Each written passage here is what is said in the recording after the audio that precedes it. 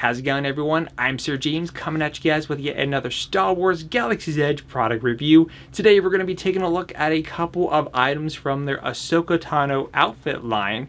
And some of you might be thinking, wait, there's some items related to Ahsoka Tano for outfits? And the answer is yes, at least over at the Disneyland Resort. Unknown if it's also available at the Walt Disney World. If it's not yet, then I'm pretty sure it will be down the road, because some of the release dates for products and stuff like that have been all over the place between the two parks, which can get a little bit annoying. From their Ahsoka Tano lineup, which was introduced before actually Star Wars Celebration took off. In fact, there was two new outfits.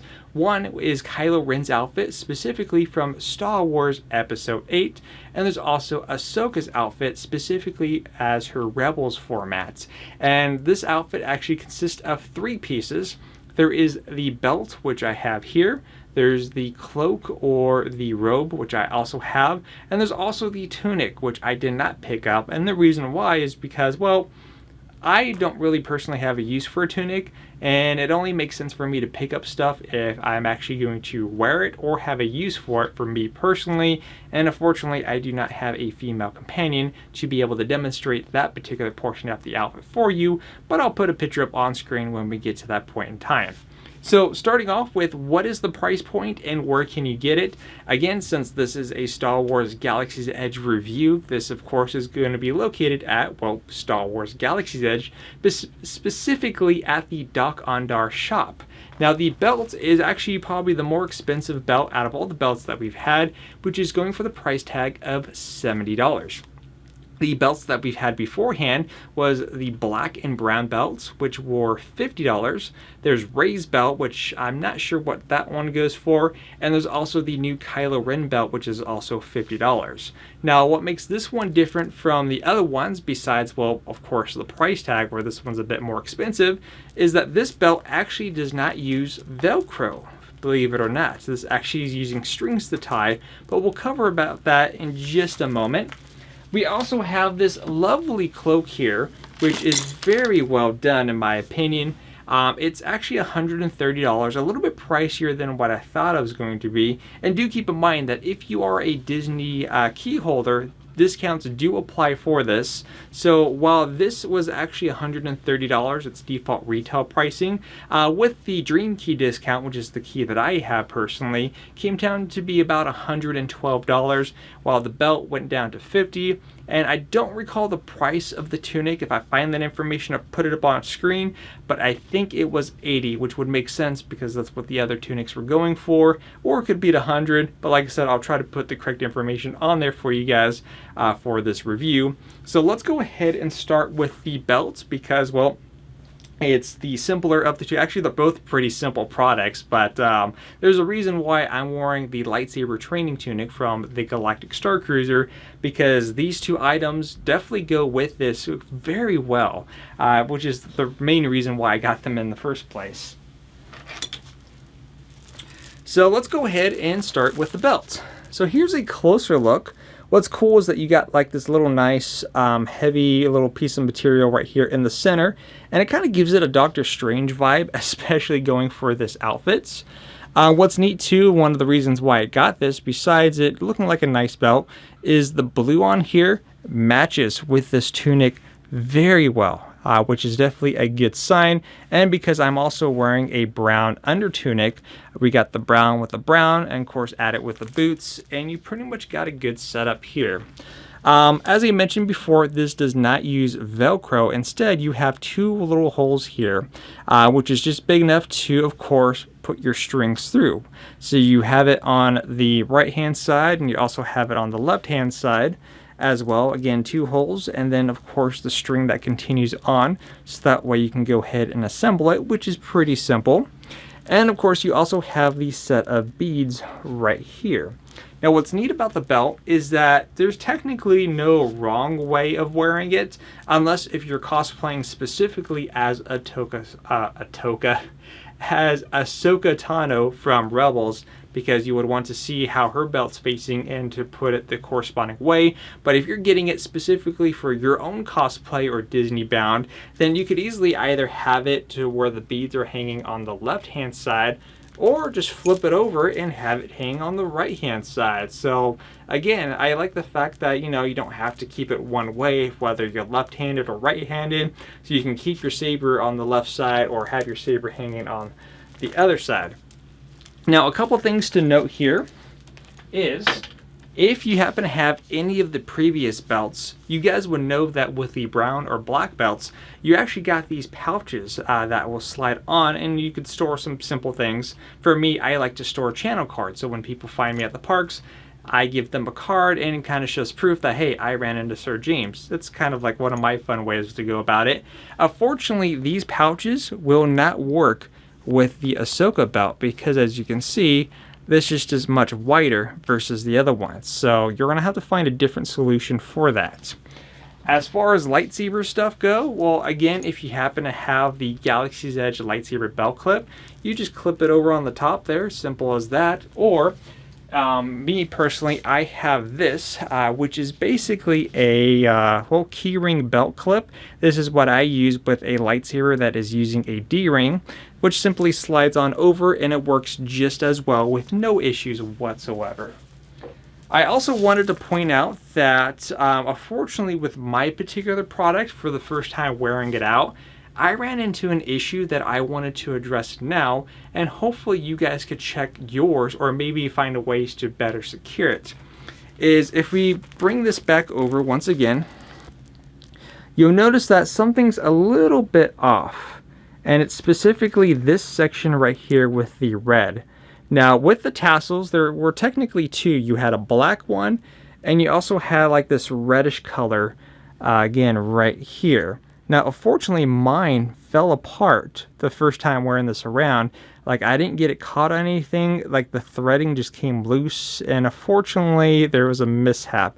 I managed to kind of tie this in a knot to keep the beads from falling out, but I might have lost some. I'm going to have to double check my actual photos that I took with this.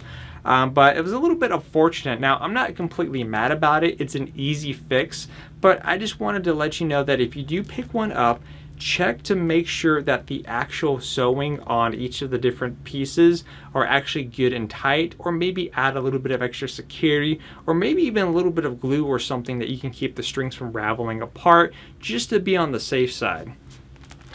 Now, as far as putting on the belt, let me go ahead and demonstrate how that is done. Alright, so let me go ahead and showcase how to actually put on the belt. Like I said, it's very simple. And also do keep in mind that just like the other belts, there are also different sizes that you can get. So the size that I have as a 30-inch user myself is the medium to large.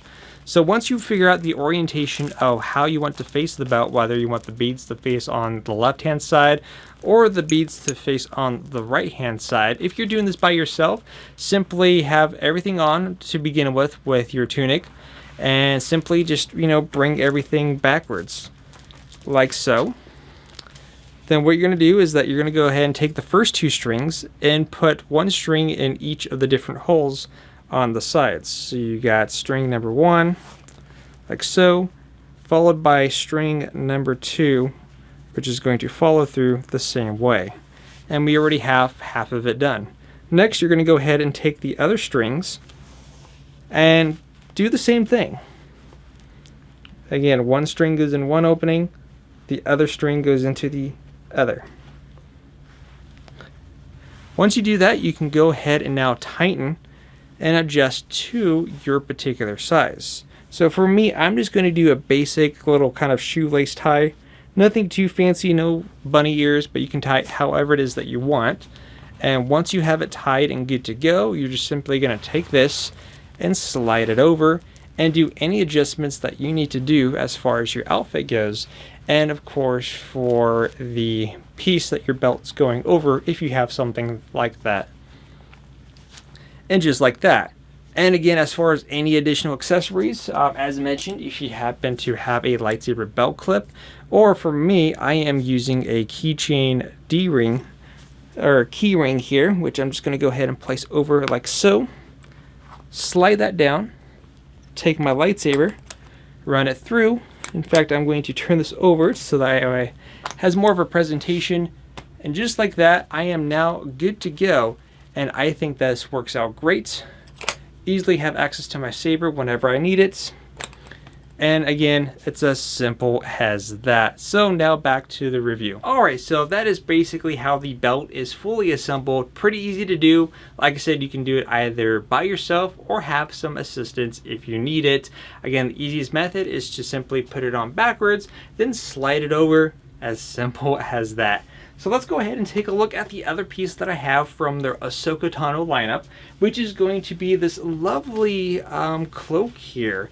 And yeah, like I said, I was kind of surprised at the price tag of $130. I thought it would have been a little bit cheaper, but I mean, that's why we have these Disney keys, right? So first off, this does have a hood on it, and it's a nice thick hood, which you'll see it on me in just a moment.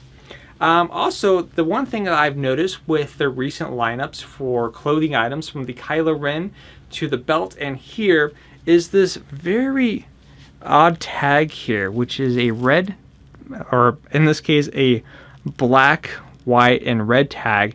And the biggest thing on here, and it's a big warning, and I don't know why they put this. Maybe they started using different chemicals with this and that's why this is on here. But the biggest warning on these pieces, in regards to the belt, I'm sure it's the same for the tunic and this, is to, well, keep it away from fire. So I don't know how many people are messing with fire while wearing these outfits, but keep note that if you do get this, keep away from fire.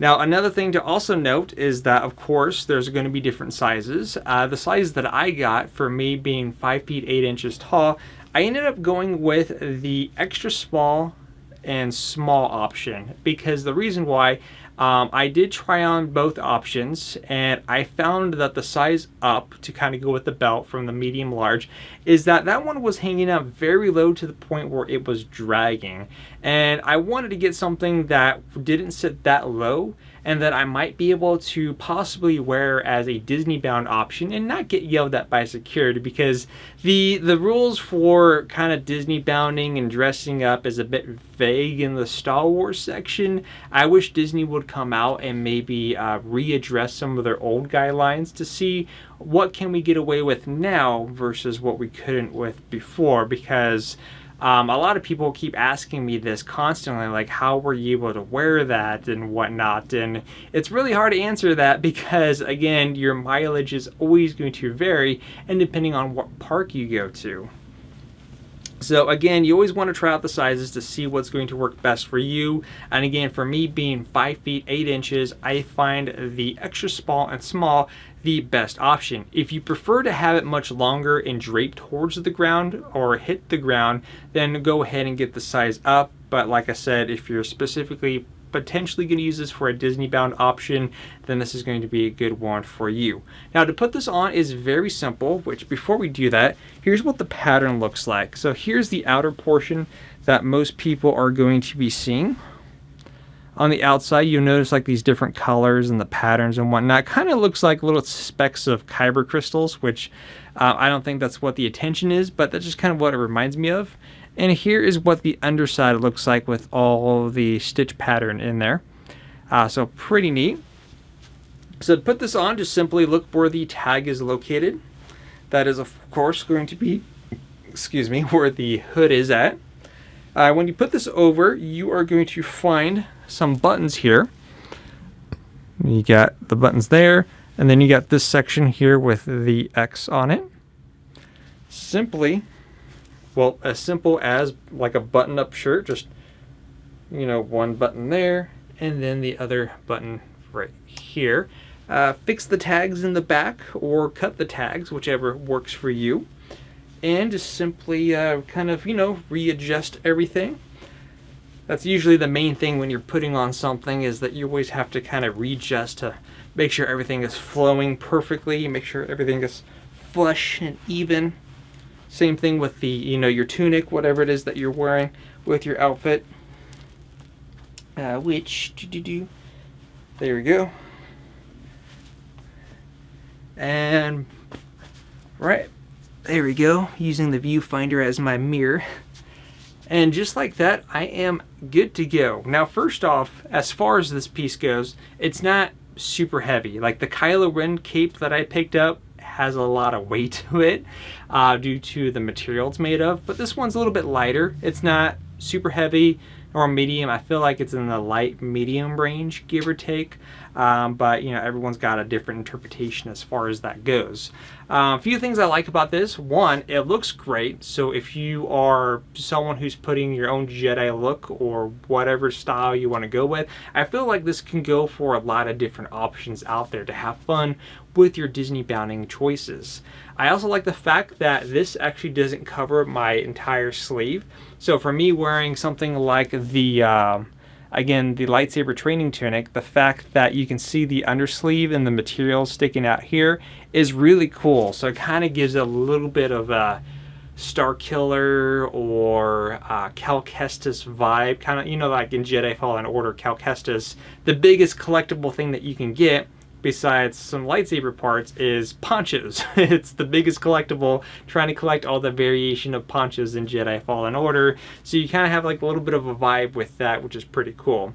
I also like the fact that if you just want to add, like, just you know, showcase the underneath side of it, you could always just take one of the sides, just kind of, you know, flip it over like so, revealing what's underneath, revealing your outfit and whatnot. It's one of the shots that I did with Boba Fett in the park, just to kind of showcase the belt a little bit more. And of course, when you're standing, you have a nice profile. So if you happen to have like a lightsaber on your side, people will be able to make that out a little bit, or just kind of blend it in with your clothing, like you're kind of like a Jedi in hiding type moment.